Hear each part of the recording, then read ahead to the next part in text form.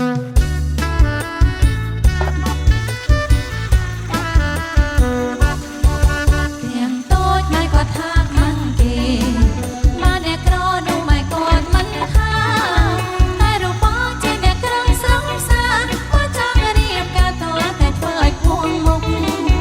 ្រោះហេតុស្រឡាញ់កូនប្រសាមិនចង់ការឲ្យអោយកូនតាទុករៀបការហើយកុំឲ្យក្បាលនេះស្រង់ឲ្យបានខ្ពស់មកដេកស្រណុកចិនដា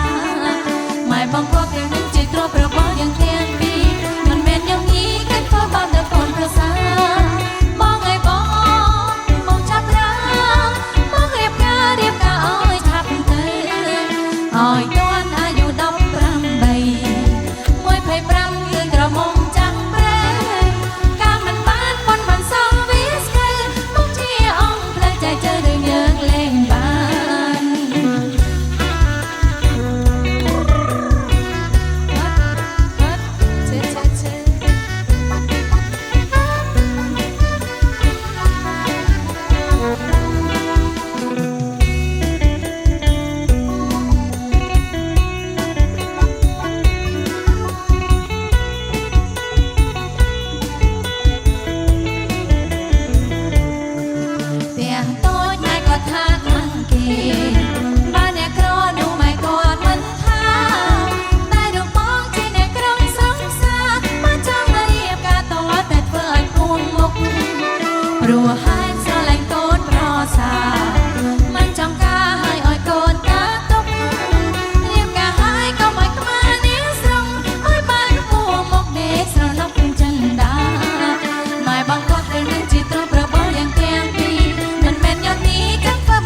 នប្រសាប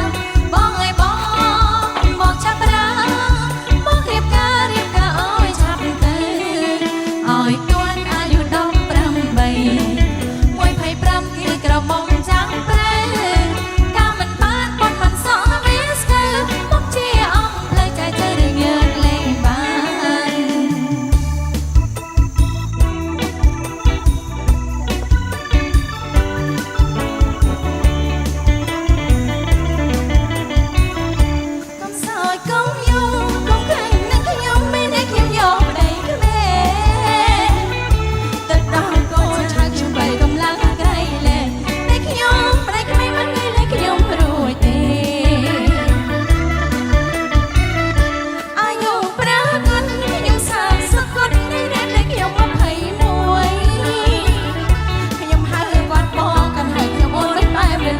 ខ្ញុំមិនសេះព្រួយព្រួយសាច់ខ្ញុំនេះចាំ